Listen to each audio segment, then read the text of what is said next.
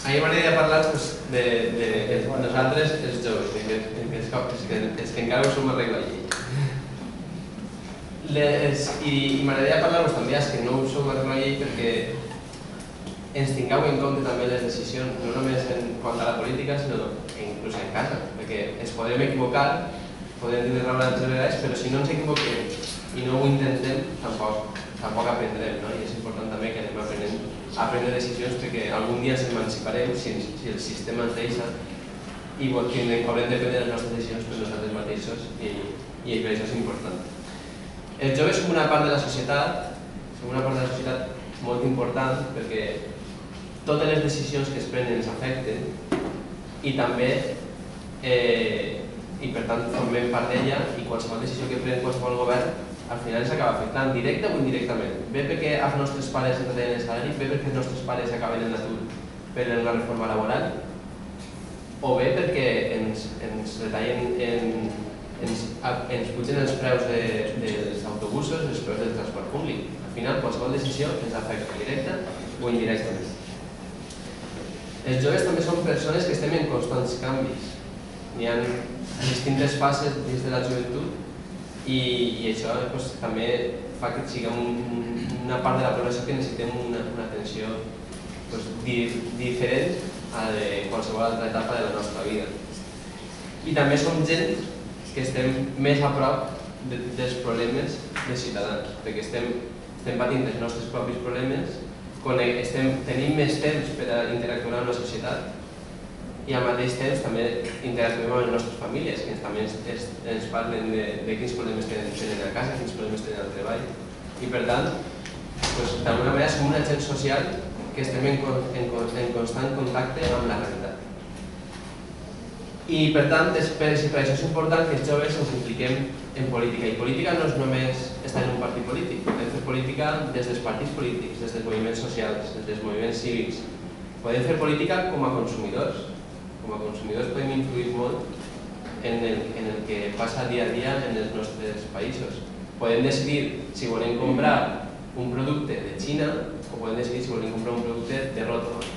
Podem pensar si volem comprar un producte que porta 1.000 envasos que després crearan molt de fem que hauran d'anar a la planta de Ròtova o podem pensar en comprar a granel que no genera cap tipus d'embalatge.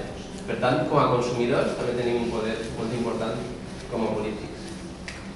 Bé, apostant per qualsevol d'aquests camps és important que els joves ho fem i podem aportar en aquests camps frescura, perquè no tenim por a la innovació, no tenim por a enganyar-nos perquè som joves, aportar noves formes i nous mètodes. I d'això teniu un bon exemple amb els regidors que tenim en aquest poble, que són ben bons, ben joves. Jordi, Suni, Nayana, són uns regidors que ja m'agradaria a mi tindre'ls també al meu poble. I ho fem des de la base, perquè som base, tots els joves. I ara m'agradaria parlar també, si aquells que decidim implicar-nos en política, ho hem de fer, i ho fem en un partit polític, hem de tindre sempre en la nostra mentalitat, en el nostre cap, que un partit polític no ha de ser un objectiu en si mateix. És a dir, un partit polític no ha de ser el nostre mitjà de vida, no ha de ser la finalitat. La finalitat d'un partit polític ha de ser una ferramenta útil per a la ciutadania. I això és el que ha de ser un partit polític. I quan ens creiem en política, això ho hem de tenir clar. Si no ens convertim en una ferramenta útil per a la ciutadania, millor ens n'anem a casa. I això és el que té compromís, que sap escoltar, sap convertir-se en una ferramenta útil sense apriorismes, sense dogmatismes. Sabem escoltar. Una altra cosa és que si alguna cosa que ens escolten no ens agrada o si ens diuen no, n'hi ha que obrir la planta de residus i n'hi ha que incrementar i n'hi ha que fer la meva casa. No, nosaltres en això no anem a estar tocant, per molt que la ciutadania ens ho diga. També això ho heu d'entendre, som persones també amb ideologia i certes coses no anem a tolerar-les, però sí que sense apriorismes hem de saber escoltar i hem de saber transmetre què és allò que vol la ciutadania. I això vol dir que no ens hem de mirar al melic, i quan diem això vol dir que haurem de fer dins nostre el que diem fora, no? Fer el que diem, dir el que fem. Això és molt important.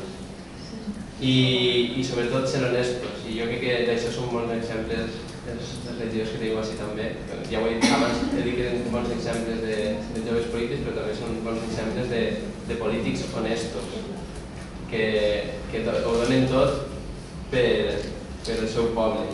I també, en quant a convertir-se en una ferramenta, això és convertir-se en una ferramenta, demanar-vos que ens doneu idees, que ens aporteu les vostres propostes. Això és convertir-nos en una ferramenta.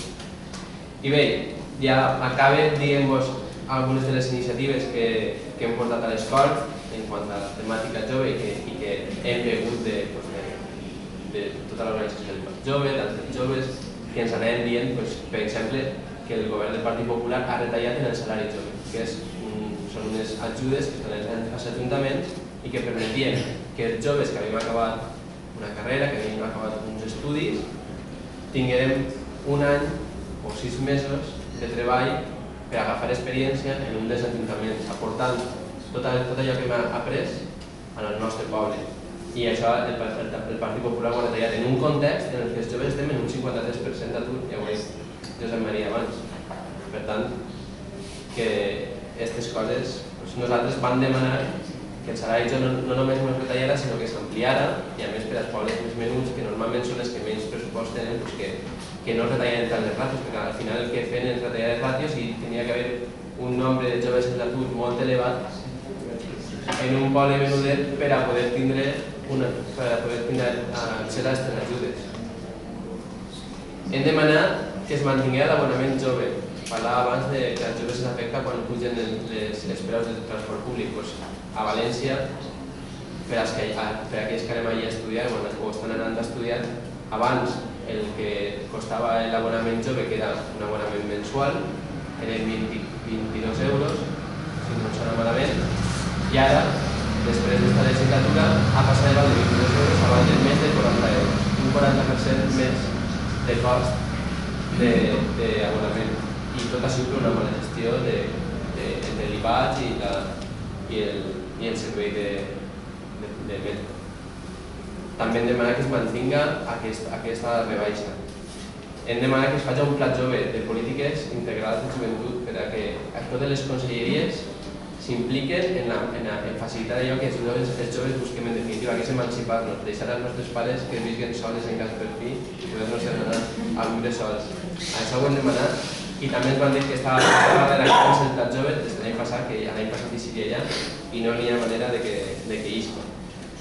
Hem demanat una llei d'emprenedors que també tingui en compte els joves emprenedors.